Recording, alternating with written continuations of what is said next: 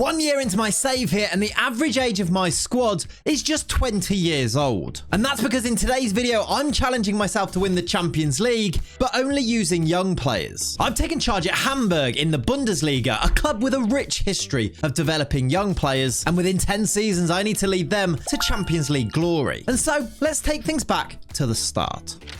Here on day one as the new manager, I've inherited a squad that is, well, it's pretty old. And so I need to tell you about the rules that I've put in place for today's save. With my youth focus, there are 3 key rules. Number 1, I can only sign players under the age of 20. Number 2, I can only play players aged 23 and under in competitive matches. And finally, number 3, once a player turns 24, I either have to immediately sell them or stick them in the reserves. There are no exceptions. And the goal of the save, as I mentioned before, is simple: to win the Champions League within 10 seasons, and the forfeit if I fail is to give away a copy of FM26 to one of you guys, one of my subscribers. And with all of that in mind, my first job was to get you guys to subscribe to the channel.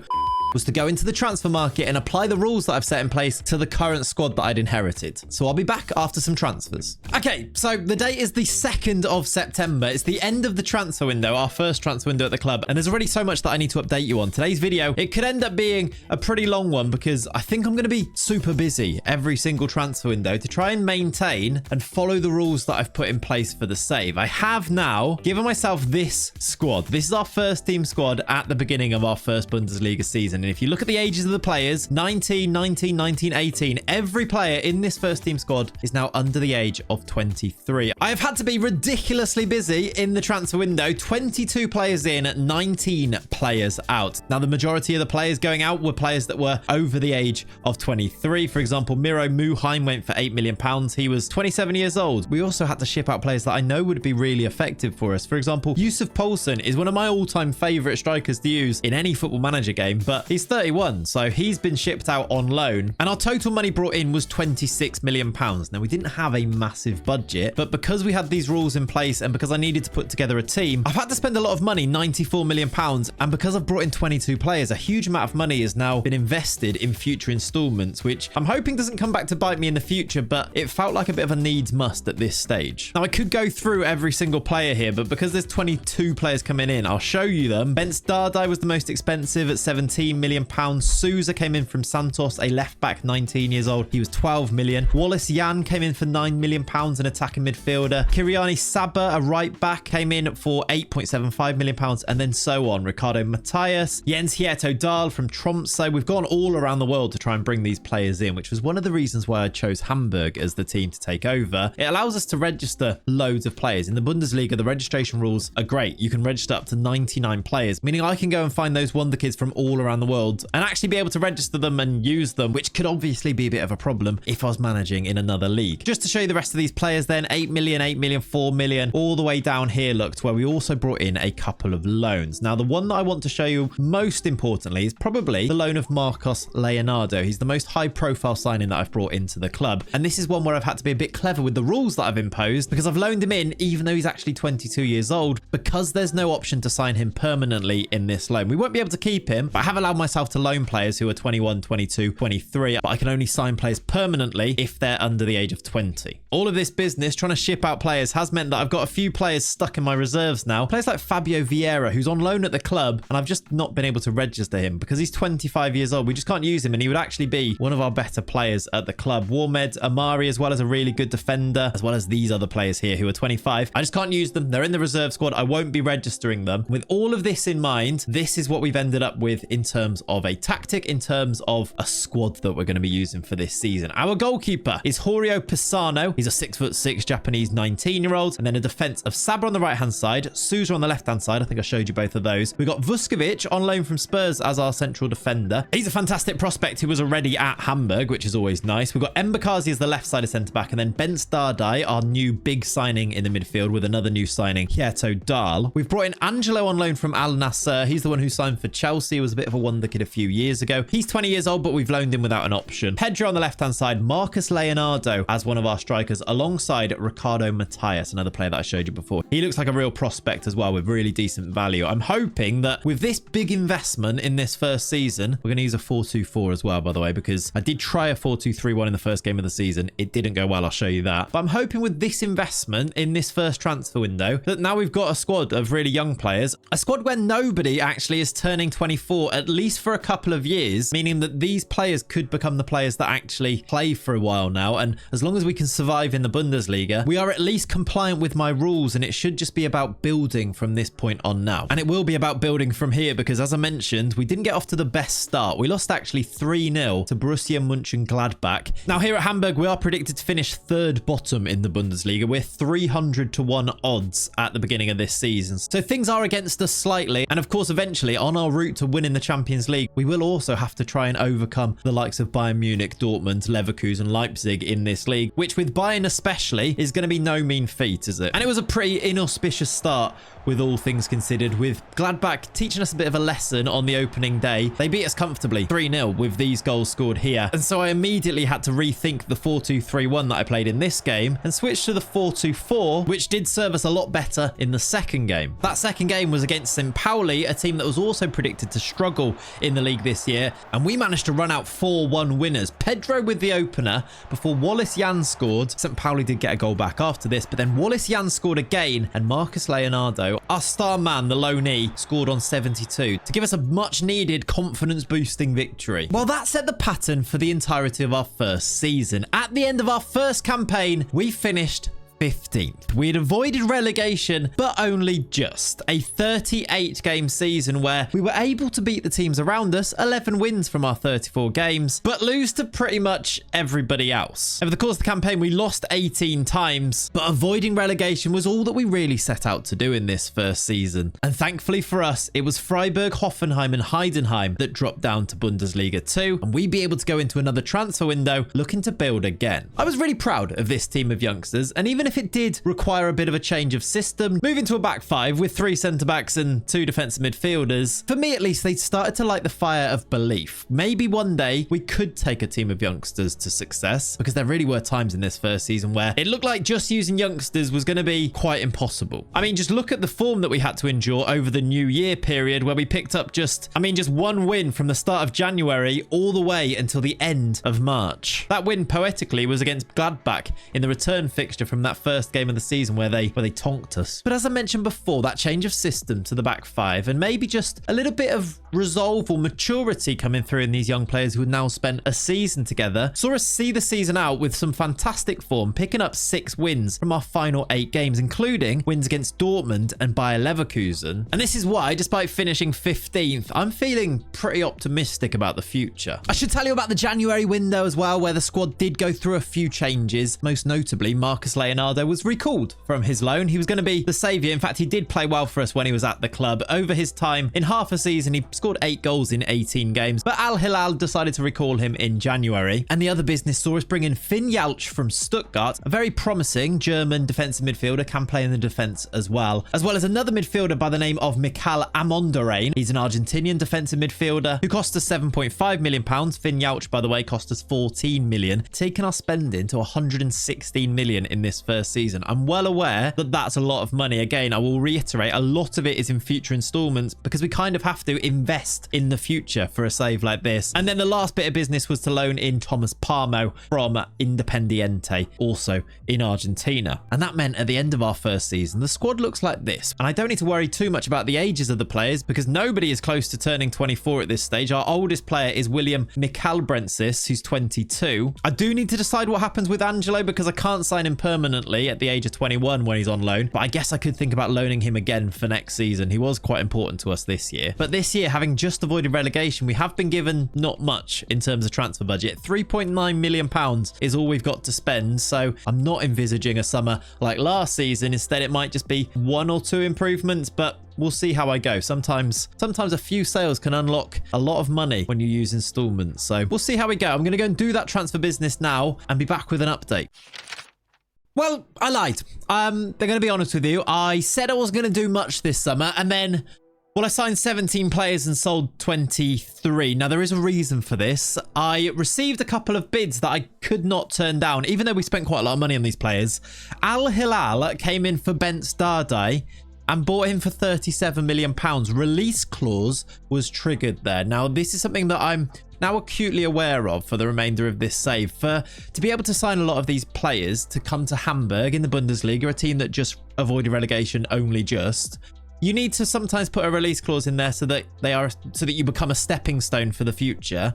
And I've now realized that I've done that with a lot of players, and quite quickly I'm seeing that those release clause might well be triggered. I guess it kind of comes with the territory, but that happened for Dardai, who ended up going to Al Hilal for £37 million, and Jens Hierto Dahl to Man City for £35 million. Now, this 70 odd million to go and spend, I obviously couldn't resist that, could I? So I've brought in 17 players. It's actually enabled me to go and buy a load of players that I would always want to bring into my club in any save, basically. I've spent, let's go with the top budget player there, which is Josh Achampong from Chelsea for £21 million. Now, obviously, all of these players are 20 or younger, which is why we can sign them. Josh is 20 years old. We've signed Paul Wanner from PSV. He was formerly a Bayern Munich player. We've signed him for £15 million. Kaye Foro from Club Brugge is a striker, 19. Dijkstra from the Netherlands from AZ Alkmaar came in for £12.5 million. Koulibaly, Luko, Palmer, Martinez, Mersted, Noel Aseko. He's from Bayern Munich, and I really like him in the midfield. Noah Darvish, do you remember him? £3 million from Stuttgart's second team there. Amara Diouf. Now, I know that some of you will have heard of him in FM26. A superb youngster that can develop massively, and he only cost us 500k as well. And then finally, whilst we did sell Hierto Dahl, we were able to loan him back for next season too. So we took the 35 million and kind of kept the player, which is great when I have to get rid of them when they turn 24 anyway. All of this means, with a few more sales too, the likes of Yusuf Poulsen did go permanently. All of this means that the club, the squad, now looks like this. We are still going to go with the 5 at the back system, with as at Champong now with the central defender. We're going to have Finn Youch to the right hand side of the defense with Koulibaly, Aseko, Hierto Dahl still in there. We're going to have a strike force of Ricardo Matthias with Paul Wanner to the left, and then Martinez to the right hand side. David Martinez, he's a Venezuelan, and it looks a bit like this. We do have good backups too. I'm suddenly a little bit more confident. I'm going to say that, even though we just avoided that relegation last season, I'm suddenly feeling pretty good about this team, and maybe we can push up, aim for mid-table, maybe even, because Football Manager is a bit like this, isn't there? Once you get a good team together in a system that works, you can make pretty rapid progress. We've seen it in videos that I've done previously. We are predicted to finish now 13th. 151 13th makes me think that we can aim for like 8th, 9th, 10th. Maybe this group of teams that are all 50 to 1. Why not, right? And that's what I'm going to go ahead and aim to do now, with also the added confidence that we did beat Bayern Munich in pre-season, a 3-2 win. Does this show our credentials, or is this just a pre-season friendly and we shouldn't read into it? I'm not sure, but I'm going to go ahead now and with this confidence make some progress and be back soon with an update. And was I right to be confident at the end of season 2 here? Well, the answer is yes. At the end of our second season, which I've gone all the way through to, I've done some more January business too. And I've got an idea for some future transfer business as well. At the end of our second season, we have gone way up the league and finished 6th. We have qualified for the Europa Conference League. It's a little bit disappointing that it isn't the Europa League, but in 6th place below Augsburg, Gladbach, Frankfurt, Dortmund, and then Bayern, who won the league. We finished above Leverkusen. We finished above Leipzig. This shows maybe a little bit of our credentials for the future now. It's nothing crazy. It's a 6th place finish in the second season. I know that loads of you will look at that and think, I could do better than that. Or loads of you will think, oh, that's really good progress, because I get comments of both of those things all the time. But I think it's about right with the squad that we managed to build here. Now, I actually say that because we added a couple of extra players in January, and because I think this video is mainly about the squad building aspect because of the age restrictions and everything. I'm going to focus on the transfers maybe a little bit more so, maybe until we get to those latter stages of the Champions League, which is obviously our ultimate aim, isn't it?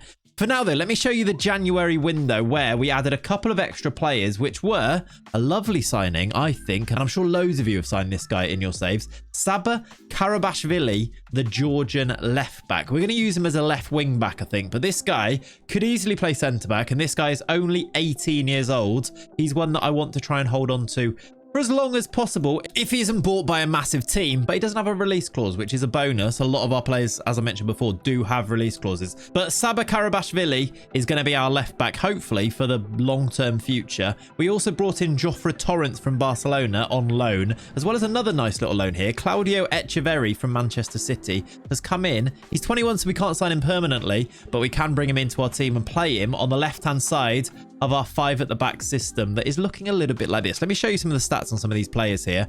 I've got high hopes for the future. We've had Dijkstra from right wing back got 16 assists in this season where we finished 6th in the Bundesliga.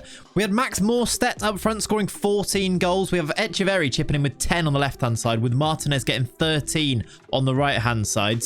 And overall we managed to score 53 goals in our season, which is about on par with some of the teams around us. Frankfurt finished third with 49 goals. They conceded 32, we conceded 30. I think that's a really good measure of just how good you are when you look at your goal difference over the course of a season. Our goal difference, look, compared to the teams around us, is really good. It's only really Bayern at the very top who completely outperform us in that regard. I do really think we can start to be looking up for next season. Can we get ourselves into the Champions League as soon as possible, and then we'll start to work towards winning it eventually? Is kind of what I'm thinking right now. Now, we have only been given £30,000 in transfer budget. Now, they haven't given us a big budget, but we still do get 100% of the transfer revenue. So if we do sell a few players, we will be able to bring some money in to use in the window too. So I'm not too worried about that. I'm always pretty good at wheeling and dealing anyway.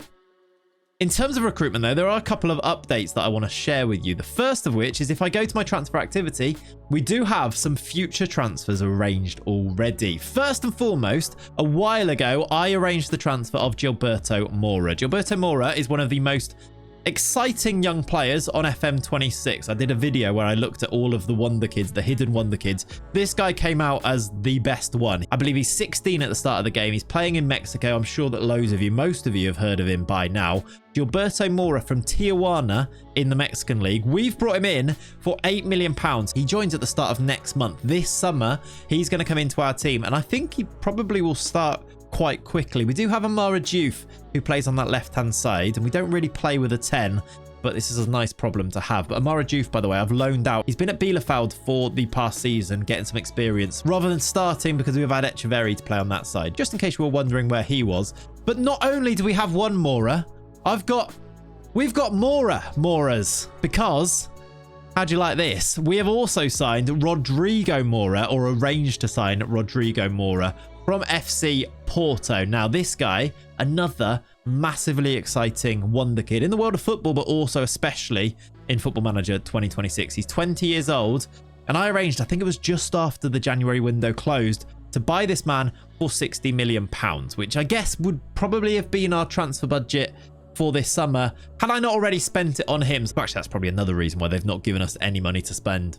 this summer, right? But he's going to come in. We might need to change the system, but if we want to sign exciting players like Rodrigo Moura, we have to do it before they turn 21. So we have to kind of spend big to bring them in now. Otherwise, we miss that chance. We won't be able to sign them. So that's part of my reasoning to bring him in. So both Mouras coming in is very exciting. And to give you a bit of an update as well, the current ages of the squad are as follows. We've got two 22-year-olds, Kiriani Saba and Mikhail Amorderain, and then the rest of the players are 21 and younger. We've got a couple of loanee 21-year-olds, which is Hierto Dahl and Echeverri, and then the rest of the team is 21 and younger. Matteo Palmer, by the way, a young defender. We've had him on loan. We've arranged to sign him permanently at the end of that transfer too. We could do that because he's less than 20 years old. So 19-year-old Palmer is going to join us. I think it was for £14 million to make that one permanent. But slowly but surely, it does feel like we're bringing in most of the best young talent from around Europe especially, but the world, I guess, too, and bringing them to Hamburg. And that's only going to get better if we can actually qualify not just for the Conference League, but next season if we can get ourselves into the Champions League. So that's my aim. I did talk about having some transfer plans as well, and I wanted to show you this here because this is, if I go to the filters, these are the players that are 20 and younger in the world right now. I'm just wanted to show you what we're working with here because if these players get any older, we won't be able to sign them. But we do have the likes of Leone, Ngamoa, Costellus at Brighton is a great player. Axel Tape is a young Frenchman. Harry Gray's really good. Kendry Paez. If you look at the values, they're not actually outrageous, but we don't have that money to spend right now. But Williams Barnett, Lennon Miller. I love Lennon Miller. Junior Krupi's on there. Trey Nyoni. Da Vinci, the left back. Amadou Savage, by the way, is a Gambian new gen player that came through at Barcelona. And I'm very intrigued about the idea of signing Amadou Savage. One, because he's Gambian, but also because he looks fantastic as a young prospect. And actually, that does spark a little bit of a thing that I need to share with you. We've also had a couple of youth intakes, haven't we, that I've not shared with you. I must show you the under-19s where we've got a couple of players that have some decent potential in there. We have a goalkeeper by the name of Ruslan Davidov who came through our youth intake, who looks like he's got decent potential. We've a right back called Sebastian Lucart, a couple of attacking players, Runge and Petres, but the player that I must share with you is a player that came through our intake this season, and his name is Blin. I guess we might just have to call him Blin. For the sake of monetization on this video. But Blin, with a name like this and attributes that look pretty good to me, I'm hoping we can turn into a future first teamer, because how fun would that be? If in a video where we're using just young players, we could actually get some youth academy prospects from our own youth academy in there too. That would be cool, especially if their names include expletives, because that's funny. Now, though, at the end of a fantastic season, I'm going to go once again into the transfer market, only really if I end up selling any players. But let's go and build a team ready for our third season and our first season in Europe. Okay, so being me, I've of course managed to do some transfer business. Even though we had no budget left, it was something like 500k, 700k, whatever it was.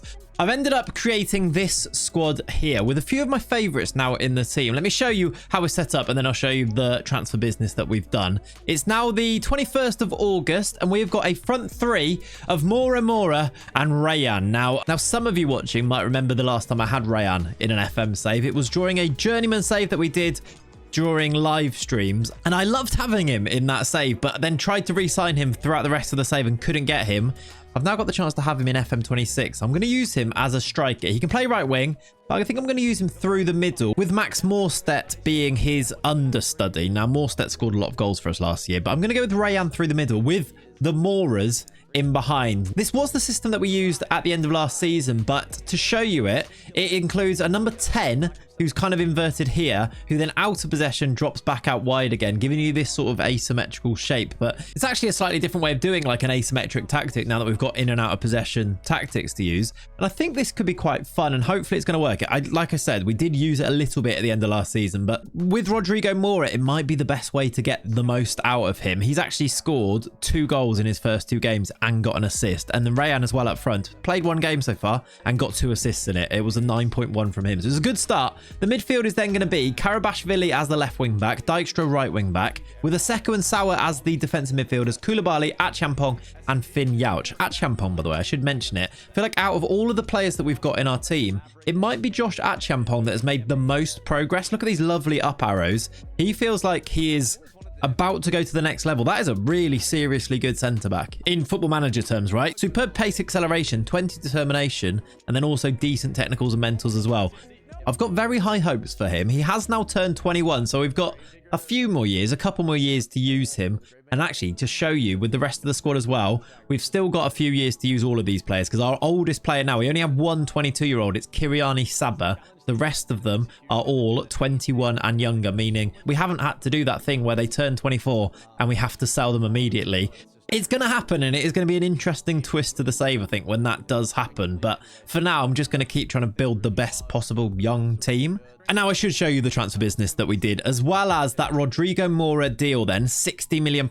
I signed Rayan from Bayern Munich. It was 37 million. Now, where did I get 37 million pounds from, I hear you ask? Well, we sold Ricardo Matthias to Man City. Matthias was our striker for a long time, but this summer Man City triggered his release clause like they did in the past with a couple of players before, and 27 million pounds came in, as well as 14.75 for Noah Darvish, 14.5 for Pedro, 13.5 for Paul Wanner. Now, this one wasn't a release clause for Paul Wanner. He just wasn't quite as good as I hoped he was going to be, really. And then we brought in Rodrigo Mora, Gilberto Mora. I just didn't really see where Paul was going to play in our team, so we've sold him for 13 million. Also, look, there's loads of players going out here. 9.75, Wallace Yan for 8, Mbakazi, the centre-back, for 6 million, Luco to Nantes, as well as a few more if I scroll down to let you see everybody who has actually gone out this summer. Those guys out, these guys in. If I do it by the values coming in, Lennon Miller coming in on loan initially, but because he's only 20 years old, there is a future fee included in this transfer too, for about, I think it's like 28 And he has always been the player that I wanted to sign permanently anyway. I think he was on the list that I showed you, the players that I was going to be targeting. So he's come in, as well as Tati now joining permanently, Palmer joining permanently, as I showed you before. Sauer is that midfielder that's going to be starting for us, Cheveo Sauer. He's a Swiss 20-year-old, again, 20 determination. I love these young players that we sign that also have great determination, that hopefully means they're going to improve as much as possible, basically. Then Gilberto Mora, as well as a few other ones. Jonathan Norby is another good young player too. Those are the players coming in. This means the squad now looks like this. And as you've seen by some of the new players and their initial performances, we have made a start to our third season. We haven't played a league game yet, but we have gone through in the Pokal game, only 3-0, which is a bit disappointing. Because the Pokal usually gives you a really easy first round game that you win like 7-8-0, and it gives you great confidence. We only won 3-0, which is disappointing, but we then did back that up by beating Como, who have a great team. Nico Paz will be a great player to sign in this video, except he is now 22 years old, so we can't go and do that. But he is fantastic. We beat them, though, 3-2 to get our European journey underway. 2 from Mora, 1 from Rayan, and that's actually the playoff game to get into the Europa Conference League. It's a pretty tough draw, really. To get Serie A opposition feels a little bit tricky, but at the moment we're in a good place to get through it, although we do have to go and play that second leg to make sure we actually do get through. All of this business, though, and finishing 6th last year puts us in the season preview 8th in the league, which does show progression, even though I know we finished 6th last year. But if you remember, I think we were 151 at the start of season 2. We're now up to 50 to 1. So if I apply my logic from before, where I said we can finish above where we're predicted to, there is no reason, I don't think, why we shouldn't be at least challenging Leipzig, Dortmund, Frankfurt. Bayern Munich are probably, definitely going to win the league this year. But I reckon at least Europa League, hopefully Champions League by the end of this season. Maybe a good run in the Cup and the Europa Conference League as well. That's where we're going to be aiming. And I'm going to go and play some games now and be back with an update very soon. Okay, I'm back now, and it's not the end of the season. I know I've been rushing through, getting through the season, showing you the transfers, because at least at the very beginnings of this adventure, I feel like that's kind of where we need to draw our focus, and then we'll maybe branch out the detail as we get towards, hopefully, trying to win this Champions League. But we are back before the end of the season now, because I wanted to share with you this little bit of news. It is the 1st of April, so we are very close to the end of season 3 here at Hamburg. But we've just had our NextGen for our 3rd season, the NextGen 50 best wonder kids in football. And I think it's interesting to share with you because right at number 1, you will see him there, Gilberto Mora has been listed the award of being the best wonder kid in world football at the moment. This is his profile at the age of 19, and this is the start that he's made in his Hamburg career. First season, £8 million signing. Look, 7 goals, 5 assists, 3 player of the matches, a 7.12 average rating. That's very good, especially because he's only 19. And we've seen so many people have talked about him in FM26. You can see what a player he can actually become, and good enough to become the best player in the next gen. Now, I also want to show you that we also have the 5th best player on here, who is a new gen centre-back that I'm not sure I've actually shown you on here yet. We signed him for £6.75 million from Groningen in the Netherlands. He is Dutch. We've loaned him out this year to Freiburg in the Bundesliga 2, where he's playing some games. I'd actually like him to be playing a little bit more football. That was the reason to loan him out. But seeing that he's come 5th in the next gen actually makes me think that he might be better than I originally thought he was going to be. So we'll keep an eye on him. And then other than those two, we've also got Saba Karabashvili, who comes in as the 50th player in the list. I do also, though, need to point you towards number 31 on the list, and I've got some bad news to share with you before I update you on how the season's going, which is quite exciting, actually.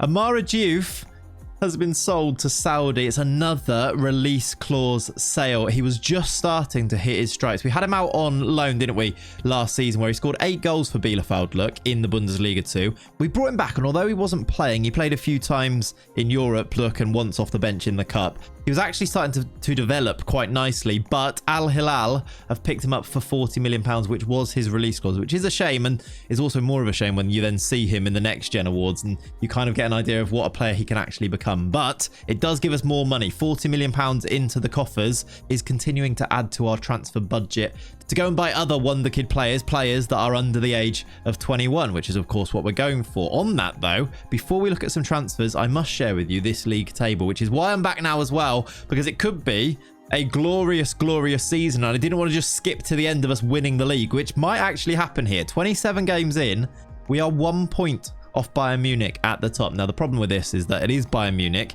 and you don't expect them to drop too many points. The fact that they've dropped 10 points in 10 games, look, this season, already opens the door. The door is ajar. Let's call it that. We've dropped points in 9 games, but we've lost 4, where they've only lost 1 game for the entirety of the season. That game was to us. Gilberto Mora and Rayan scored the goals in a 2-0 win at home, which I think this represents real progress for us. It shows the team that we actually are now. We can take on the likes of Bayern Munich and beat them comfortably. 2-0, look, in this game here. On Rayan, by the way, picked up an injury. He is back now. It was a real loss to us because he was scoring loads of goals before that injury, but he is back, and hopefully for the run-in, we can actually use him quite nicely. He's also wanted by Al Ittihad. It's the terrible spectre of having great young players who are then obviously going to be wanted by teams from around the world. Morstedt, who's playing up front at the moment, wanted by a couple of German teams. Norby's wanted by Damak. Look, we've got Palmer wanted by Damak and Cologne. And then Rayan down there, I just showed you, wanted by Al Ittihad. I'll show you the ages here, look, as well. We've only got Sabah, who's 23. We've got a few 22-year-olds now who are edging towards their 24th birthdays. And of course, that would mean they'd have to be shipped out. Sabah's going to be the first one, though. He turns 24 in January of next season. So we either sell him in this summer, or I suppose we've got until the January of next year, but it's not like he's playing too much anyway, so I'm not as worried about this. I'd be more worried if some of these starters started edging towards their 24th birthday. I'm not even sure we're really maximizing the age profiles of players yet, because they are all still 21. We have a couple of years that they can still grow, and if we're challenging for the Bundesliga now, that's only good news, isn't it? A bit of transfer news whilst we're here on this screen, actually. Luka Vuskovic is joining permanently. We used the money that we got from selling Diouf and invested it in Luka Vuskovic to join permanently. We've arranged to buy him outright after his loan finishes, and we arranged to do that in January before he turned 21 in the February. According to our rules, this is absolutely fine because we arranged the transfer before he was actually 21. Our run-in for the season, where we are going for this Bundesliga title, we are just going to go for it. We are playing these teams here: Stuttgart, Gladbach, Hoffenheim, Augsburg, Dortmund at home. It's good that it is at home, but then Bayer Leverkusen away is still going to be quite tricky. And then St. Pauli and Darmstadt to finish off. 2 home games could be vital if we are actually going to go and win the title here, which feels very ahead of schedule, but I say that a lot in these videos, and it's just kind of the way that once you get things moving, the momentum is there in Football Manager. You know what it's like. You play the game. You can start to really steamroll through league seasons and actually get success, can't you? Have a look on here as well. Gilberto Mora scoring goals in back-to-back games there, look. We are also still in the Europa Conference League. We've got Rosenborg in the quarter-final, a competition. I think I'm going to say I'd be disappointed if we don't go and win. Levski Sofia, Panathinaikos, Rosenborg, Shamrock Rovers, Monaco, Fulham, Luzern of Switzerland. I think that's eminently winnable. Would you agree? Like, there's no team that really scares. Monaco, tricky. Fulham could be difficult, but surely, right? We can go and win that. Winning a European trophy would be great if we can go and win that one there. That's the aim. This is going to be the run-in. I'll show you quickly the squad at this stage here. We are rocking with this. Max Morstedt, by the way, 18 goals in 20 starts. Rayan got injured. Max Morstedt came in. I feel like we must actually look on him a little bit more. We are probably going to have to think about his future pretty soon. He turns 23 next January, and that gives us his final year before we have to move him on. Do we try and cash in on some value this summer? I kind of don't want to, because this man scores goals, and the other man that scores goals, Rodrigo Mora, has 22 in 39 starts. Playing on this right-hand side with the other Mora just in off the wing on this side. The 2 Moras cause chaos, work very nicely with each other, and then whoever is the striker does score a load of goals. This is the team. It's functioning perfectly. There's no real change from what I showed you last time. We're rolling with it. It's working. We've got a title to go and win. I'm going to go now and find out if we actually can win that title. We could not win the title. We've lost out. We've missed out by a single point in the Bundesliga. We got Bayern. We just got absolutely Bayern. We kind of did our job. If you look at our form, we won 4 of our last 5. Bayern did drop points in 2 of their last 5 games, but they were just so consistent before that. We ended up dropping points in 12 games, 6 losses. That's what killed us in the end, the 6 losses compared to Bayern's 3. They drew 10 games. I don't know if we're going to have a season where we get as much of an opportunity to win it for quite a while. I feel like next year it's just going to be harder again. If you go back to the season before, look, they got 83 points. The season before that, they did get 72 actually. So maybe that was the opportunity, but we were right down. I didn't even notice because we were right down in 15th. Are we going to get a season like this again where we're able to win it, but Bayern also drop points like this? Hopefully, our young team that is developing and getting better and better. Maybe it's just that lack of consistency because they're so young. Maybe that's what we can work on next year and make that final step. It feels like bad news and sad, but it's not really, is it? We've just challenged for the Bundesliga title in our 3rd season, and ultimately it does mean we are going to be in the Champions League next year. We are officially a Champions League team heading into season 4, which gives us 6 seasons now of hopefully consistently being in the competition to go and win it. We are on schedule when it comes to that. It just feels like a little bit heartbreaking because we didn't actually get over the line in the league season here. A competition we did get over the line in, though, was the Europa Conference League. We took Monaco in the final all the way to penalties after a 0-0 draw. And eventually, in sudden death, we won the shootout 6-5, with Parma scoring the winning penalty for us, giving us a trophy, some European success, and a lovely little confidence booster for eventually what we go to try and achieve in the Champions League. And it was a trophy-winning season generally as well, because we also won the DFB Pokal Cup with a win against Gladbach in the final. Rayan scored a brace and Rodrigo Mora scored in a very comfortable 3-0 victory in the final for this one. 2 trophies in the bag, 2nd in the league, a young team with still loads of room to go and grow, and perhaps most importantly, £86 million to go and spend on young talent. This could be an exciting part of the save. This is where we could, I think, hopefully go to that next level, and it's time to do more transfers, and I'll be back for season 4. It's the start of our 4th season now. The transfer window is, well, it's still open at this stage, but I needed to come and share with you my feelings of, I think I've underestimated just how much of a reputation boost you get from qualifying for the Champions League, and just how many more amazing young footballers are willing to join you if you play in the Champions League. We have built this as a side now, and I'm going to show you it on the tactics screen because I think it kind of sums up just where we are now with what is becoming quite quickly a bit of a super team here at Hamburg. We might be a little bit weak in defense still, maybe at this stage, but we're playing a back 3, back 5, so it kind of offsets that slightly. But have a look at this now. Our goalkeeper is still Horio Pisano, the Japanese goalkeeper. At Champong Vuskovic now permanently here. Shoot is the player who was 5th in the next gen. He's going to be in there, but we've also still got Palmer and Koulibaly as defensive options too. The midfield, though, is where we've made massive strides. Karabashvili on the left-hand side, Pinto Pedrosa on the right-hand side. But now have a look at this defensive midfield duo. We have signed Nathan Decat. Now, loads of you, when I did a video about Wonder Kids on FM26, loads of you were like, you missed Nathan Decat. Yeah, I did. I thought too many people knew about him, but I've signed him in this save because he is outrageously good in this year's game. He's 20 years old, Belgian international. We have signed him for a hefty old fee, but if you remember, we had that £86 million to go and spend, and I have spent all of it and then some, but I've also brought in some money through sales as well. Decat cost us £70 million from Man City, who had already bought him for £37 million earlier in the save. He's going to come in and play alongside. He might be the best one. I think he is the best one, isn't he? Out of all of the Wonder Kids, Ayoub Bouadi is now a Hamburg player. I guess it kind of had to happen at some point in this save. And I suppose this is like the one opportunity that I've got to sign all of the Wonder Kids. There's no sort of taboo of signing the well-known Wonder Kids in the game, because the catch is that I can't ever actually fully develop them because I have to sell them before they turn 24. So I might as well sign all of the best ones to get us as close to winning the Champions League as possible before we have to sell them. And actually, will there be a bit of a time in the save where we do great but fall off a bit because I'm going to have to start selling these guys? Bouadi is 20. He cost us £80 million, but I mean, what a player he's going to be. What a midfield too. That is going to be, I think it's massive strides forward. What I'm hoping is going to be a really important season for us this year. In the attack to start, it is still Mora and Rayan. Do we need a new striker? Is there a new striker that I was kind of looking at? Not really. Rayan is still brilliant. I'm just not sure if he's actually an out-and-out striker, although he does have 16 finishing and good pace and acceleration. So maybe he is. And I mean, he has scored goals from in there before, but I kind of always thought of him as a winger. I've been kind of converted to use him as a striker in this save a little bit, and he's done well for us.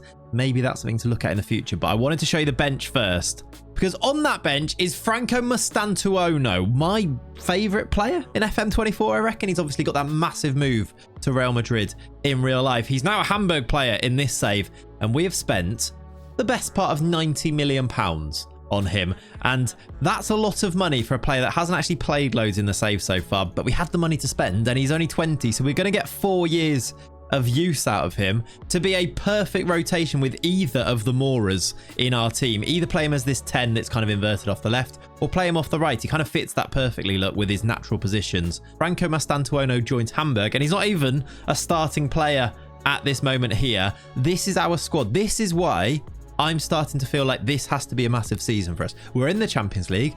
I kind of want to try and go quite far in the Champions League. I think we can. We've got the squad for it. And I definitely think we need to be aiming to try and win the Bundesliga. We finished second last year. We were very close, a point off the top. Now that we've brought in, I think, genuine quality. Buadi, Decat and Mastantuono are genuine talents, aren't they? And we've brought them in. We've also, as I mentioned before, sold some players too. Coming in, look, there are the transfers in. We've spent £384 million.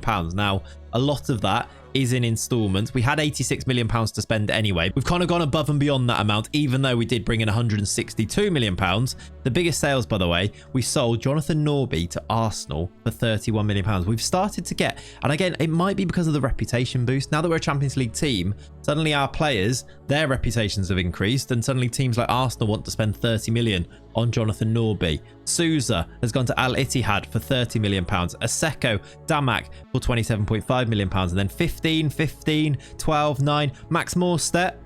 It's a very sad goodbye to Max Morstedt. He served us so perfectly, brilliantly well, our big 6'5" striker, but he's turning 23 in January, which would make it his last year at the club, and we could get good money for him, £9 million. So I've decided to let him go. And that's kind of the thinking with lots of these players too. Once they get to a certain age, I think once we get bids, we might need to say goodbye, unless they're like proper mainstays of the first 11. Saba, for example, was about to turn 24. He's now, he turns 24 in what, 5 months from now? So we've decided to cash in £4.8 million. He wasn't a starter anyway. He's gone. One that I missed from last season, I think, didn't tell you about, was the sale of Elijah Dijkstra to Atletico Madrid, £42.5 million. He went at the same time that Juve went, look, when we spent that money then to bring in Vuskovic on a permanent deal. That's all of our squad building stuff. It does mean now that we are officially predicted to finish second. Now, if I apply my logic from before, that means I think we are favourites. For me, personally, I think we can go and do this year. We can properly challenge Bayern Munich. The Bayern Munich team looks like this at this stage. It's very similar to what you'd expect. There's no real new signings in there. Although they have signed Kenneth Eichhorn in the midfield, and he's a player that I've had my eye on for quite a while. He's 19 now. He doesn't start at Bayern Munich. He starts at Hertha Berlin. They brought him in for 12 million. They haven't played him loads. And if he becomes available, he's still got 5 years until he turns 24. He could be a player to play in our midfield, even though we do now have Decat and Buadi, but he is actually younger than those two, so maybe one to watch out for in the future. I came across him in my Porto save, and I just realised how unbelievable he looks, so he's one I've got my eye on, as well as a few other players. And in fact, let me show you my shortlist right at this second here. These are the players that are on there. Jeremy Monga, I think we looked at this before, didn't we? Ungamoa, definitely on my list here. Karetsas, only 20 still. This guy, Fabio Semide, is a 17-year-old that I'd probably use as a wing-back in our team, even though he's got 3 tackling, but he plays for Braga and looks like he's got massive potential. Kamada, great striker. There's a few more on here. In fact, if I sort these by height, this man here, the Algerian Abdelhak Saurawi, I am trying to buy right now for £6 million, but he's a 6'7" centre-back from Algeria who's playing in the MLS at the moment for LA Galaxy. I'd love to bring him in. Hopefully we can get that one done, because I think he'd be a nice addition. But a little bit of a glimpse into my future planning here a little bit. For now, though, it is just the Sarawi deal that is in the works, and I think that will probably do us for this season. I'm going to go and play this season, and I'll be back probably with an update when we go out of the Champions League, or for a Champions League final if we get there. Imagine. I don't think we will, but that'd be great. I might zip through this, but I'm aiming for Bundesliga glory. And well, we did it. It's the end of the season, and we're going to jump straight in to show you that we are Bundesliga champions. Hamburg are at the top of German football again, and it was one of those seasons where actually I talked about Bayern having an off year last year. They had even more of an off year this year, and we ran away with it on 80 points. 80 points is a good total. If I looked at last year, look, when it was 72 that we got, 73 that won it. So we probably would have won it most years anyway. We have won it at a canter. 11 points clear of Dortmund in second, Bayer Leverkusen in third, Bayern way down in fourth, 17 points behind us, which just goes to show that sometimes you need a bit of luck to win things. I'm not even sure it was luck this time, but it was much easier than I was expecting it to be. In Europe, though, I know that's what you're going to ask about straight away. We haven't won the Champions League. In the Champions League, we went out. We had a good run. We had a good first campaign in the competition. We went out in the round of 16, so relatively early on in the competition, but we did draw Barcelona, which is kind of why we went out in this one. We pushed them close as well. It was a 3-1 win in the second leg from Barcelona to beat us 3-2. We actually won the first leg 1-0. They were just a little bit too strong. It goes to show that we can mix it with the best of them, but Barcelona early, I mean, it would have been nice. It would have been nice to come up against Club Brugge or Porto or Galatasaray or somebody, but no, it was Barcelona. And in fact, Barcelona have made it to the final where they'll play Inter later on in this competition. So that was the end of our Champions League adventure. Before that, we had done very well. We did play the playoff round where we beat Chelsea. Again, we could have gone out at that stage and it would have been probably expected to play a good Premier League team.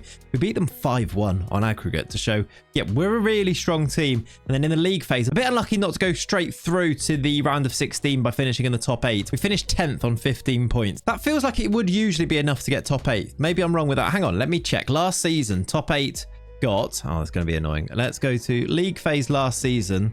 16 points was top 8, so maybe we were just below it anyway. Maybe I wasn't that unlucky not to be in the top 8 then. This year, though, it's been massive strides forward. We are a title-winning side, and I must show you this squad because I think there's a player that I missed out in my summer transfers because I didn't expect him to be a starter. I thought Rayan was still going to lead our line, even though we'd spent massive money on this man here. Dastan Satpayev from Chelsea came in, and actually he's exploded in terms of attributes and gone way better than I thought he was going to be. The Kazakhstan international Dastan Satpayev ended up costing us, I think it was like 40 million at the beginning, but it's gone up to the full range now because he's done so well, of 80 million pounds. He's got 24 goals in 27 games in the league. He's got 31 in 40 all competitions. I talked about maybe needing a proper striker. I hadn't realized that actually he's right there. It's Dastan Satpayev, and we've moved from our 5 at the back system to a new 4-2-3-1 that looks like this. I think it does just make sense, to be honest with you. We've got Pisano still in goal with Atchampong playing right back. Atchampong, by the way, we must have a discussion about. He might be one of the first players that I really don't want to lose, that we might have to sell, because next May he turns 24. We can get one more season out of Josh, but he has been a proper player for us over the years. Look, he has played pretty much every game for 3 seasons straight. Super integral, has played at centre-back, has played at right-back, but he's going to be too old very soon. Him and also the goalkeeper. Couto Horio Pisano is also 23. He turns 24 in January, so I need to start recruiting and thinking about a new keeper now so that we don't get stuck without one when it comes to January. So these are things that are top of my agenda, but in this 4-2-3-1 now, it looks like this. Shoot and Vuskovic at the back, Karabashvili, Decat Buadi still as our 2 DMs, but it means that Mastantuono can start on the right-hand side with, which is Rodrigo Mora, with Gilberto Mora on the left-hand side, and then Satpayev leading the line. I think this is a team that any of you would be happy to have in any league at any stage. It's super strong, isn't it? With a really good bench, real depth in the team as well. And as Bundesliga champions, again qualifying for the Champions League. This is the game, by the way, that we ended up winning the league. It was a 7-0 away win at Stuttgart, clinched the title for us, which is, I mean, it's just silly, but we are that good as a team. I mean, there are losses in there. We lost to Frankfurt after that. We lost to Barcelona, of course, in the Champions League, drew to Dortmund. We're not infallible, but we're not far off it, to be honest with you. A 7-0 win clinched the title. With that now, with the reputation boost, with Champions League football again, we've got £50 million to go and spend in the bank, with more wage budget to go and use as well. To me, 50 million means I can go and spend about 250 million, especially if we sell any players, especially if I'm thinking about these older players. I'll show you the ages of the squad here, look. Still everybody under the age of 24, but 2 23-year-olds in our starting lineup. A few 22-year-olds. I'm starting to get worried about Vuskovic. I'm getting worried because they're getting older. Rodrigo Mora's 22 as well. On the bench, look, Lennon Miller, Sauer, 22. Rayan is 22 as well, which is, I don't want to let him go because he did actually still play 24 times. He rotates with Mastantuono as that right-sided winger as well to get him into the team plenty of times. I mean, you can see by the appearances here, look, Lennon Miller played a load of football. Matteo Palmer played a load of football last season too. And then, yeah, and then the 24 games of Rayan there, look.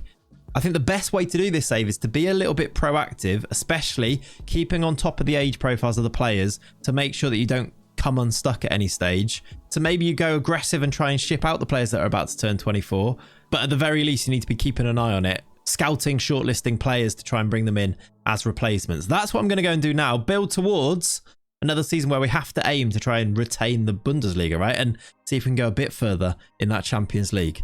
I'll see you when I've done some more transfers.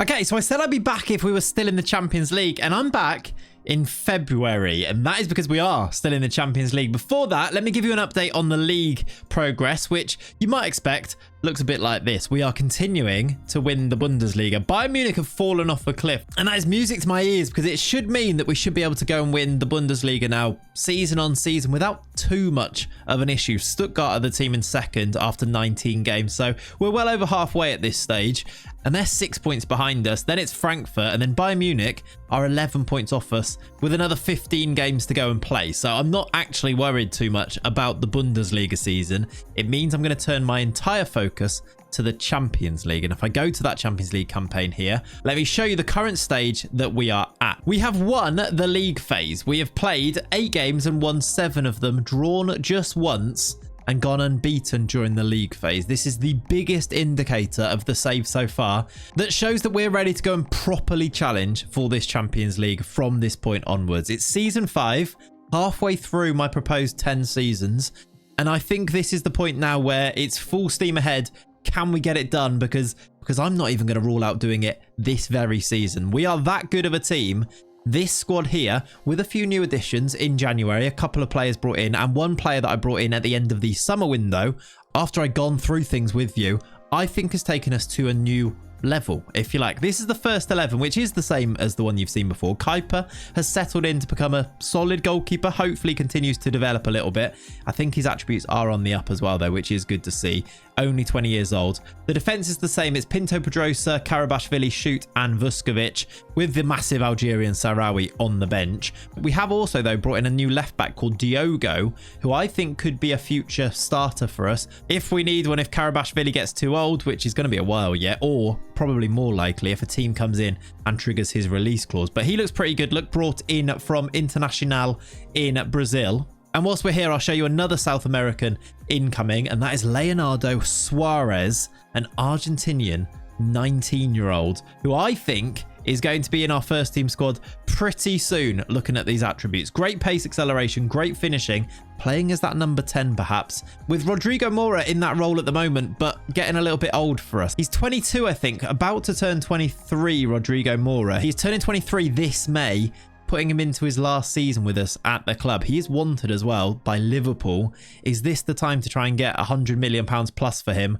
with only a year left? It could be, especially when we've got a ready-made replacement in Suarez who could come in and do that role for us quite nicely, right? At this stage as well, I must mention Satpayev up front. Dastan Satpayev has scored 19 goals in 23 starts in the league this season. It goes with the season that he's had just before this, where he got 24 goals. I mean, it's 6 in the league in 17, but he scored so many, 9 in 7 in the Champions League. And I guess with this save, that's kind of where the priority is anyway, isn't it? He is a superstar striker, and it is the presence of him as well as some of the others that have taken us to this new level, built this team that we've got here. All that can really go wrong from here is that we lose these players, or that we don't win the Champions League before the vast majority of them turn 24. Do you remember earlier in the save where I talked about the players still having years left to develop?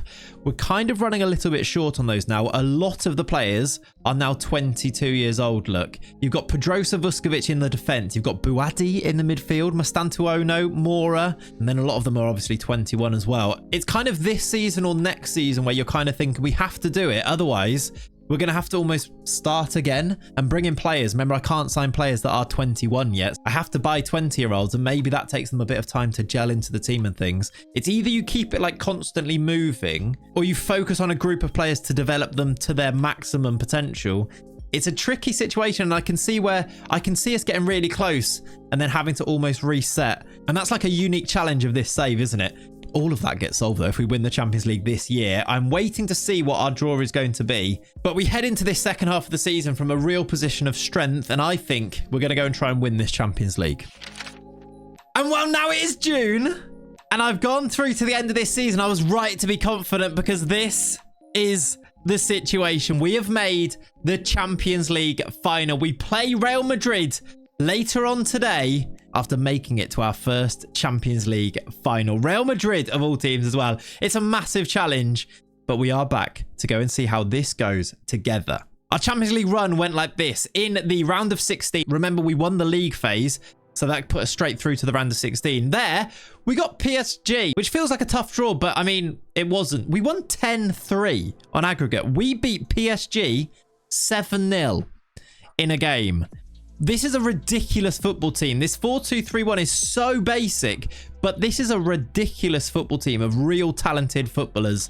And we are in the position now where we could finish it all and get this done in 5 seasons. 5 seasons to win the Champions League, I guess, from a Bundesliga start. So it's not that outrageous, is it? It is possible, but I thought the restriction of having young players would restrict us a bit more than this. But it turns out some of these young players are just outrageously good, aren't they? They beat PSG 10-3. We went through to the quarters where we beat Barcelona. Again, a real indicator of the progress because they knocked us out quite comfortably previously. We beat them 3-2 in the quarterfinals. The semi-finals was Man City. I mean, what a win that is. A 5-3 victory, 3-1 in the second leg, taking us to a final with Real Madrid. I'll show you the squad and show you how well these players are performing in this system here. And I want you to pay so much close attention to this front four here of Satpayev, who has now scored 36 goals, of Ungamoa, who's come in and settled in to score 14 and get 14 assists, to Rodrigo Mora as the shadow striker, who's now scored 21 and got 24 assists from in behind the striker. He basically gives the ball to Satpayev, who scores all of our goals, who scores so many goals. And then Rayan, in what is going to be his final season with the club. He turns 24 in August, in 2 months' time, and then he will have to be either sold or put in the reserves, never to play again. This is going to be his last ever game for us, and what a career he's had with us. He's played a load of games on this right-hand side, also rotating with Mastantuono, who's also got 20 goals and got 20 assists as well from that right-hand side. It's an outrageously good attack, and it is kind of the last hurrah for a few of these players. Vuskovic is also 23. It will be his final game for us. Mora is also 23. He has got a season left to go and play for us, but again, we might want to be thinking about selling him on. It's kind of the last hurrah for these 23-year-olds before they can't play for the club anymore. And it all comes down to Real Madrid in the Champions League final. To complete our challenge in 5 seasons, let's go and pick a team and play a Champions League final. Okay, I think we are going to go with this as well. I'm debating whether we go Mastantuono or Rayan, but it's Rayan's final game. I feel like the narrative is there, and he's been really good. It's not like it's a real downgrade on Mastantuono. I'm also going to start Buadi, who does need a rest here, but this is our Champions League final team. The teams are warming up. We're about to walk out of the tunnel for our first Champions League final. If we can win it here, it will be a glorious result. It is. I would love to actually win this one here. There's the Real Madrid team. Rodrigo. They've got Florian Wirtz in there. They've got Trent, Bellingham, Wirtz in there. Outrageous. Fofana, also always really good. Ramos Mingo's an interesting choice in there. Rodrigo, Vinicius Jr. There's no Mbappe. I assume he must have moved on. I assume they've got a player called Curtis Page. He must be English, right? Or maybe Welsh, actually, with the name Page. Let's get ourselves into this. Let's see the teams emerge from the tunnel. There's that Real Madrid team. Bellingham playing right wing is a fun one. There, though, is the Hamburg team and our black and pink kits. Satpayev leading our line. The Champions League little mosaic is ready. And we're underway in a Champions League final. But on that fateful night, Rayan's final night, we wouldn't win the Champions League. Real Madrid proved just too strong. We got off to the perfect start through Rodrigo Mora, but Vinicius Jr. scored a brace to give them the lead before we showed our true character. Mora scored again on 22, and then that man, Rayan, gave us the lead 3-2 on 28 minutes. We dared to dream at this stage, dared to dream of the perfect fairy tale. But as mentioned, Real Madrid had other ideas. Camavinga scored on 42 before Jude Bellingham gave Real Madrid the lead, and what would prove to be the winner on 55 minutes. We gave it our all. We played well. But Real Madrid ran out narrow 4-3 winners on this night. And we'd have to pick ourselves up and go again. Go again without Rayan. Go again perhaps without Rodrigo Mora. Perhaps without Luka Vuskovic. But go again is exactly what we would do. Back to the transfer market. Back for season 6. And so it transpired in the summer exactly as I thought it would. It feels like the beginning of what is maybe going to be a bit of a cycle from this point onwards now. Our Wonder Kid signings are all going to reach the age where they need to be sold. But there is a silver lining here, because despite the departures of Rodrigo Mora, Luka Vuskovic and Rayan, the silver lining is that we bring in massive transfer fees for these players. We've actually developed them into fantastic footballers before they've even entered their prime years. So actually we can receive the prime amounts of money for them, which is evidenced by the sale of Rodrigo Mora for £152 million. A new contract given to him to erase the release clause a few years ago means we could get top dollar for him, £152 million, and he's moved to the Premier League. Luka Vuskovic, who became a fantastic defender, has now moved to Atletico Madrid for a gain north of 100 million, £107 million for him. And then Rayan went for £72 million. We also did sell our right back Pedrosa to Real Madrid for £40 million. He's 22, so it's kind of getting ahead really on that one. So this one wasn't necessary, but it's getting ahead of the time when we will end up having to sell him at some point. And these sales, £388 million brought in, allowed us to go big, but only on a few transfers. Eventually, finally, we have now signed Amadou Savage. Savage was playing for Manchester United, which makes me believe in this weird lore of this save that Amadou Savage is Robbie Savage's long lost son. Because I mean, he does have the hair. You can kind of see it. Did Robbie Savage spend any time on the Gambia in the late months of 2009? Because if so, I have questions. I don't think he's related. I mean, let's actually check personal. I don't think he's related. No, it doesn't say that. It does say, though, that he is a wonder kid. I mean, what a player this man is. To come in now and replace Rodrigo Mora as that number 10. We've already got Suarez who could do it. But, I mean, this guy, you couldn't say no. I couldn't say no to him. He is a genuine worldie of a player, look. And we've brought him in for £89 million. He's made a good start as well. 2 goals in his first 3 appearances. He had 1 season at Man United, look, after moving from Barca. And had a great season. Doing very well for them in the Premier League. He's now one of ours to come in and play number 10 alongside 2 other signings. First of all, Hugoinho is going to come in and be a centre-back to replace Luka Vuskovic, probably to start because he is that good already. He's a Brazilian international, just the 1 cap so far. He comes in for a bit of a bargain price of 16 million. And then a new right-back to replace Pedrosa is Yves Dittner from Bayern Munich's second team. I don't know why he's in their second team because he's pretty good, if you ask me. Already good enough to come in and play games, probably start for us pretty soon. Another player with a blonde mohawk on his head there. I'm not sure what's going on right now. There's a bit of a trend going around the squad, and that squad now looks like this. We'll still have Satpayev to lead the line, Rio on the left-hand side, Mastantuono on the right with Savage through the middle, Icon and Buadi, but with Decat on the bench there. Then we'll have Dittner at right back, Karabashvili is still there, Hugoinho and Sarawi, 2 new gen centre-backs now with Vuskovic sadly departing, and then Kuiper still going in goal. Kuiper had a horrible Champions League final. I don't know if you noticed that first goal from Vinicius Jr. was Kuiper miles out of his goal being tackled by him, and then the second goal from Vinicius Jr. was him diving way past the post. It wasn't great, but I have scoured the market for a new keeper and it doesn't really seem like there is one. So we're going to go with him again. This is the squad for our 6th season. We got so close last year. Oh, and by the way, last season we did win the Bundesliga. I don't think I actually ended up showing you because our focus now, it kind of turns towards the Champions League, having got so close last season. Last year we did win the league at a canter, 86 points, the best points total that we've seen, I think, so far in this save. Bayern Munich finished 5th, way off it. We've now gone back-to-back in the league, and I'm hoping to make that a hat-trick this year. Although Bayern seem to be back. They have won their first 3 games. Look, we've drawn a game in our first 3, which was against Frankfurt at home, but we still made a pretty good start. The last game was a 3-0 win against Freiburg. Satpayev, Savage, and Buadi. This team is a serious football team. If you look at the season preview, we are still 2nd, but we're getting closer to matching Bayern Munich in terms of quality. If you look at the Dream 11, Savage, Mastantuono, Satpayev, Buadi, Icon, Sarawi, Karabashvili, all in that Dream 11 for the Bundesliga. That does show the progress that we've made.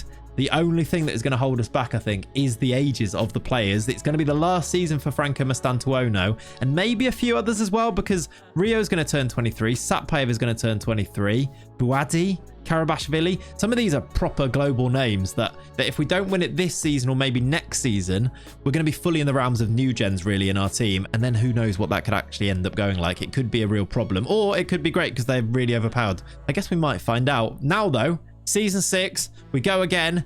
Can we win the Champions League? Let's go find out. To put it shortly, no is the answer. We were knocked out in the round of 16. It's a really, really disappointing season. All things considered, I really was hoping that this was the year that we'd kick on to go and win the Champions League, but Liverpool were our round of 16 opponents. That is pretty unlucky, but they beat us. They humbled us, really, 6-3 on aggregate. We drew the second leg 2-2, but we lost that first leg 4-1. And that shows, I suppose, a bit like the Real Madrid team we came up against. If we come up against these top teams, there is still a level that we need to go to.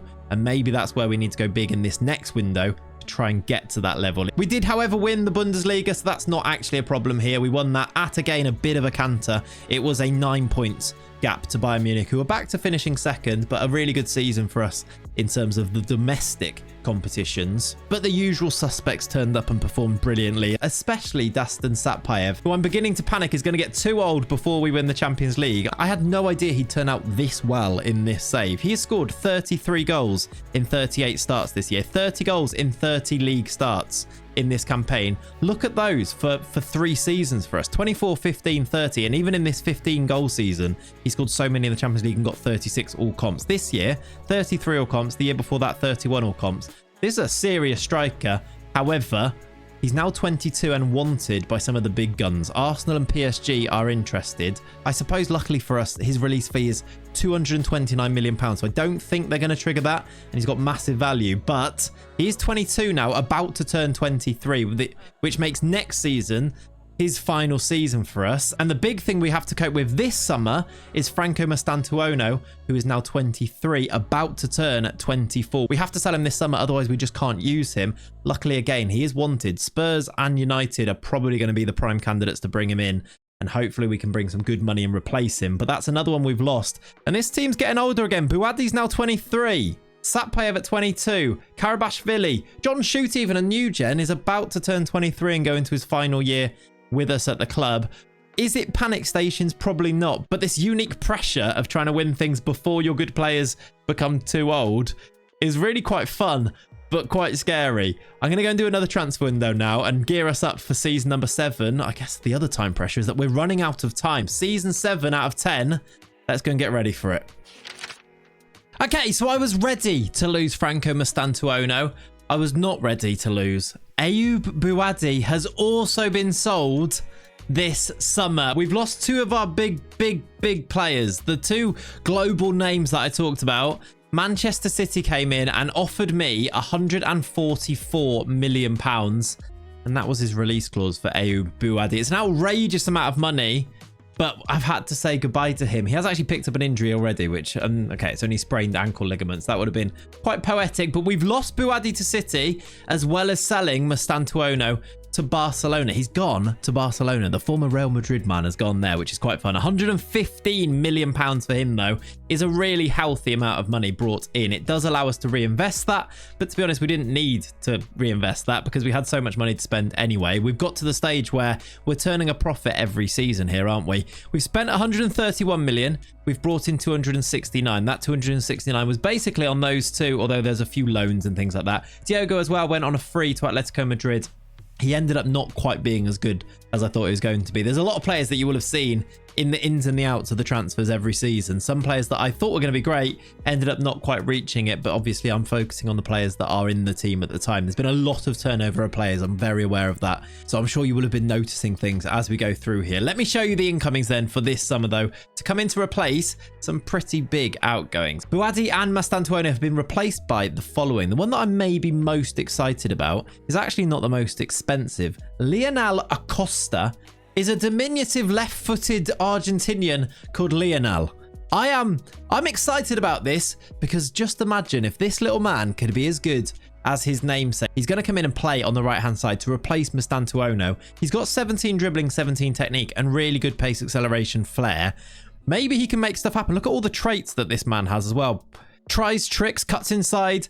This could be a new little Lionel Messi, hopefully. We will see. And then I've also brought in the following. For £40 million, Michael Magawan is a Northern Irish winger.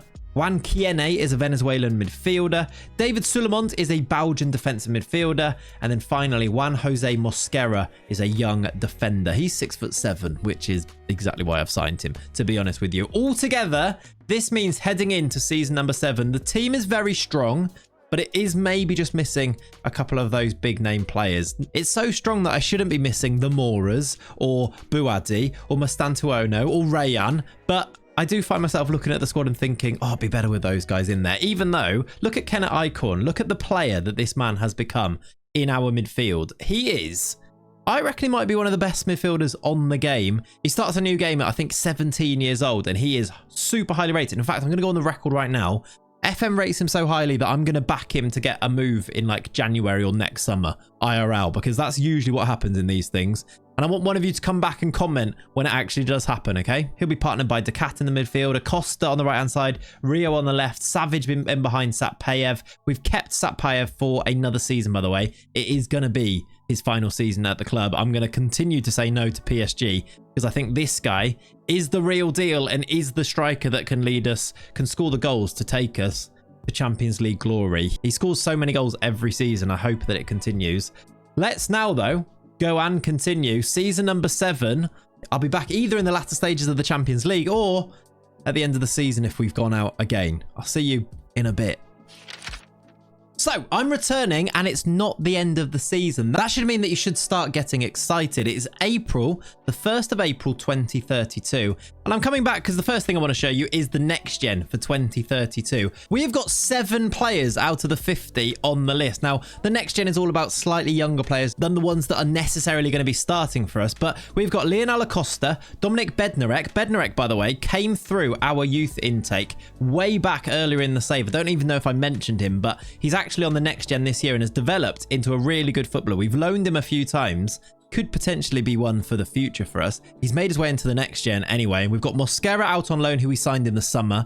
We've then got Gavrilicha, we've got Van der Kolk, we've got Koze, and we've got Guchlu all on this list as well. Lots of them are youngsters that I've kind of been hoarding over the years. Some of them through our youth intake as well. The big one though is Acosta in second. He is the second best young player in the world, and he's actually played quite a few games already this season. Not a starter for every single game. 18 appearances, look, with 11 of them as a start, but he has contributed 5 goals, 4 assists, 4 player of the matches as well, 7.46. He's coming in and playing a role for this year. But we're not just back in April to tell you about him. We're back in April to tell you about the progress that we've made this year. We are once again top of the Bundesliga and about to be crowned as champions again. There is 7 games to go and we're 8 points clear at the top. It looks highly likely to be a 4th consecutive Bundesliga title, but that is not the priority these days because that is a given almost. And if we don't win it, I guess it doesn't matter as much anyway, does it?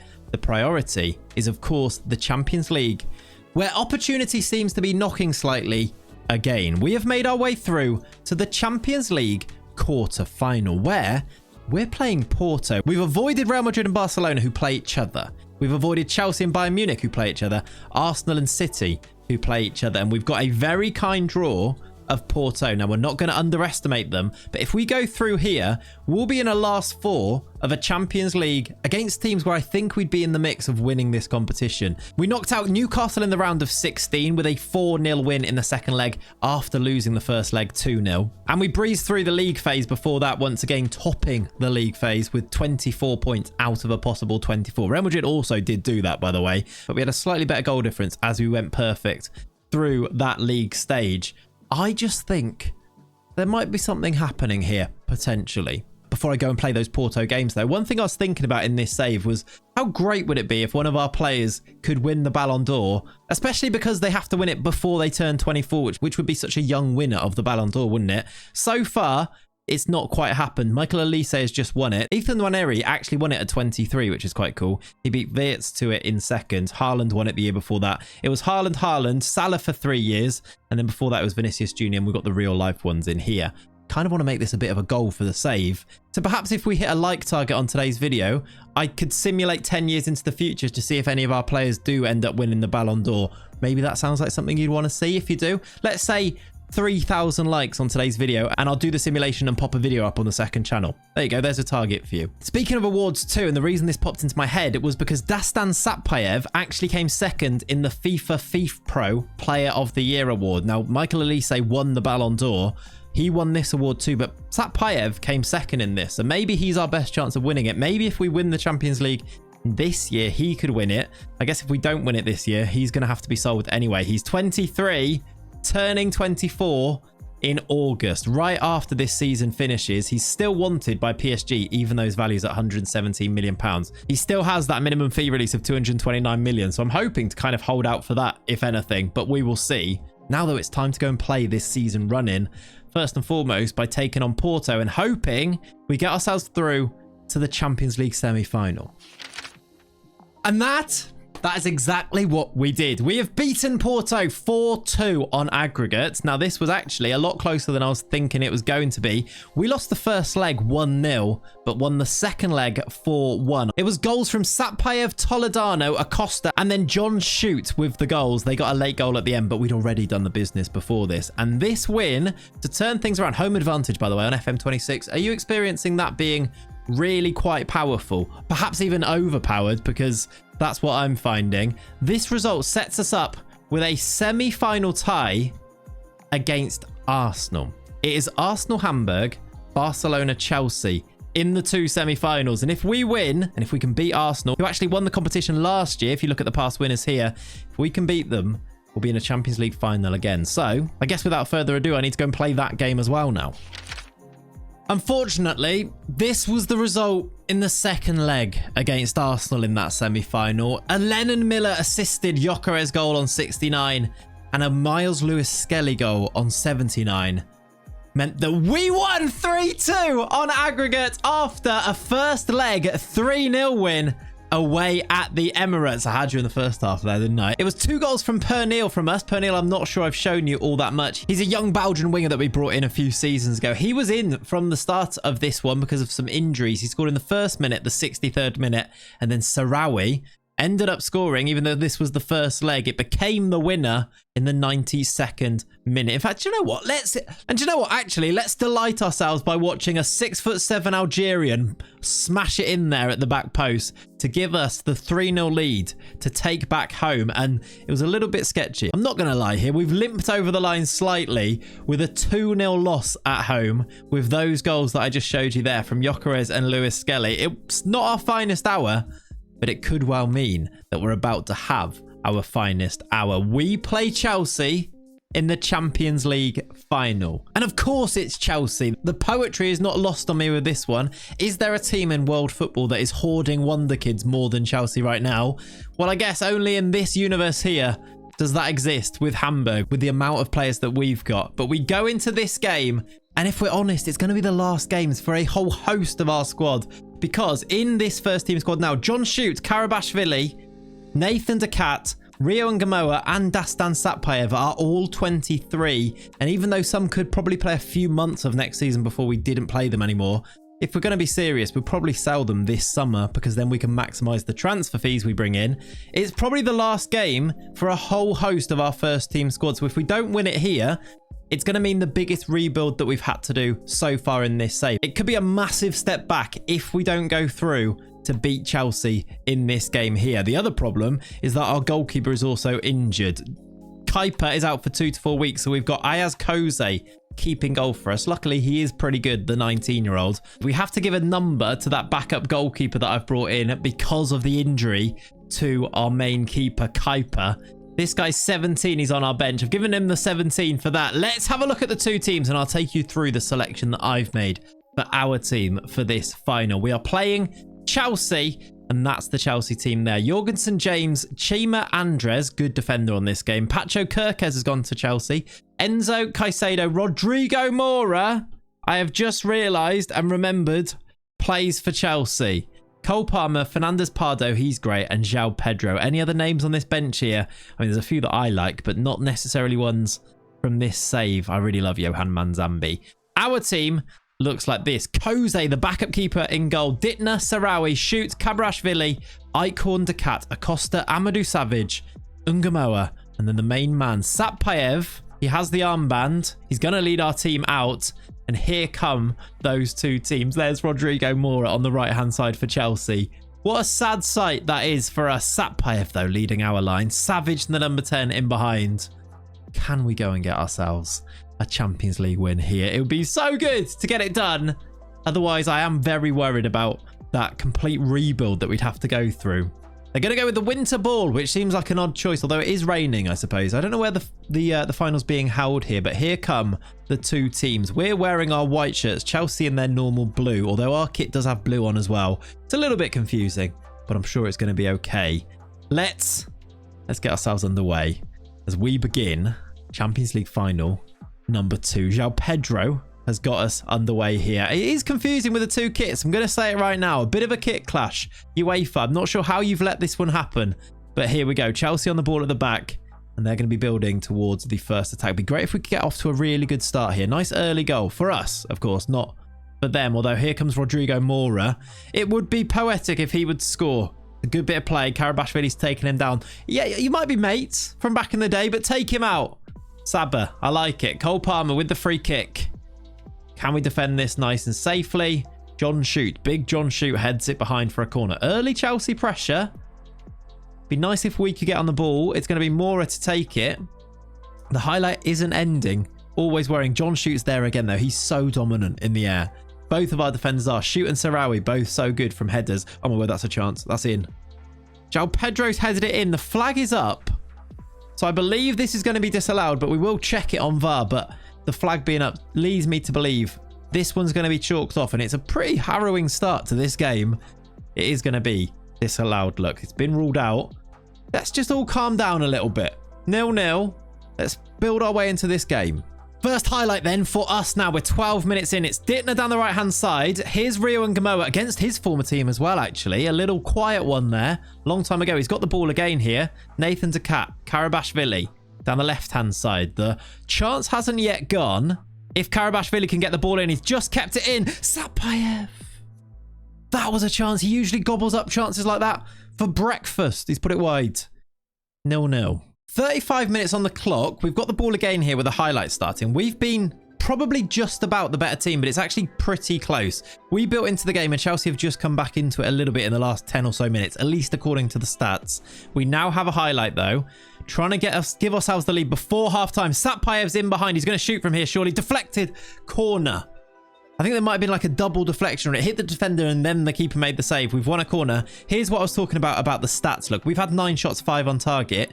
A much better XG than Chelsea. More corners, although we are allowing Chelsea to have most of the ball. 70% of the possession is a lot from them. But at half-time, it's 0-0, and I'm feeling okay about the performance so far. We do have game changers on our bench as well. Some really nice young players that could make a difference if we need to turn to them. I'm looking at our performances. 6.4 from Acosta, 6.4 from Icorn. Maybe in midfield we can make those changes, although Acosta's back up to 6.5. 50 on the clock. Let's get to an hour and let's think about maybe some impact-making changes. Okay, that is the hour mark. The trends have continued in the way that they were trending before. It's more shots for us, very little for Chelsea. We've taken real control of the game, but we haven't created anything by the way of a decent chance. I'm going to have to take Icorn off because he's not really performing very well at all, to be honest, at this stage. A 6.36. I think I'm going to bring on the most suited for this role is probably Suleiman's in the midfield. We're going to bring him on that side, and then I'm also thinking about any other changes here. I'm thinking maybe like Magawan to come on for Ungamoa, or he can play on either side, Ungamoa or Da Costa. Da Costa's not having the best game. We're going to go Mike Magawan on the right-hand side, the Northern Irishman, to hopefully make an impact here. There are 20 minutes to play, 0-0. The last final we went to finished. We went to a European final and we won on penalties after we finished 0-0. That was Monaco in the Europa Conference League. Imagine we did the same here. We have a free kick with about 15 to play. Saba Karabashvili whips it in. Sapayev's at the back post. They didn't even mark him. And he's put the ball in to give us the lead with just 15 to play. 2 of the OGs of this save. Sapayev with the volley. And Karabashvili, who's been here basically from the start, has just found him at the back post. This defending is atrocious from Chelsea. They've left him all alone. And the volley in at the near post past Jorgensen. We lead in the Champions League final. And now I just need to try and see this game out. We've got the upper hand. We are the better team. There is a highlight, though. Before I can make changes, I was thinking about going more defensive. But do you know what? Maybe we don't. Karabashvili's won the ball back here. Maybe we go and chase a second goal and actually kill this game dead now. Sarawi clipped out wide to Dittner. Dittner's got a runner. Magowan, who we've brought off the bench, can beat his man, get himself into the box, goes alone. Oh my word, what a goal that would have been. That would have been one of the all-time Champions League final great goals, but it was just, I think it was just wide. I don't even think it was a save, was it? What a game Karabashvili's having, by the way. 9 to go. I am going to do changes now, which I've delayed slightly longer than I wanted to. Let's have a look at where we can make that change. I think I'm just going to do Kiene on for De Cat in midfield. And I actually think I'm going to keep the rest of the players on there unless I really need to waste more time in a little bit. One thing I'm going to do, though, is in possession, we are going to waste some time. I'm going to go to more often straight away. There's only 9 minutes left here. We'll do a sub. We have a free kick. Can we score another? Karabashvili, he deserved it on this day. It's off the line. Was that John Shue to the back post? I think it was. I think we probably should have scored a goal there. Was that a bad miss? Dittner, that is very calm defending. Sarawi, nothing silly. That's good. I might do another sub just to waste time because we do have another stoppage. Let's do that now. I'm going to bring Fatay on just for Savage, just to waste this time. Okay, so those changes are in. There is now 4 minutes added on. I don't even think I'm still on attacking. Let's bring it to balanced. See this game through. We're in added time. It's not been a classic Champions League final, but it might just get the job done for us. There's the whistle. Hamburg have won the Champions League, and we've won the Champions League using only youngsters, players under the age of 24 from the start till the end. And it is possible to go and win it within 10 seasons. It's taken us 7. It's taken us 1 failed Champions League final where we lost. It's taken us a Europa Conference League win, but we are champions of Europe with Hamburg. That is a really fun save to go and do. I really highly recommend you go and do that. It's a completely unique challenge to go and achieve this, and I'm very proud of the lads. It's a great way to go and use some of the younger players in the game as well. I highly recommend. Thank you so much for watching today. Remember, there is a like target. If you want to go and see me do a 10-year simulation of the save to see if anybody that we've signed goes on to win that Ballon d'Or, you need to hit 3,000 likes. And do you know what? Let's say if you hit 5k likes, I'll give away a copy of FM26 to one of you guys that subscribes to the channel. So like the video, subscribe, and watch the other video that pops up sort of there. Cheers.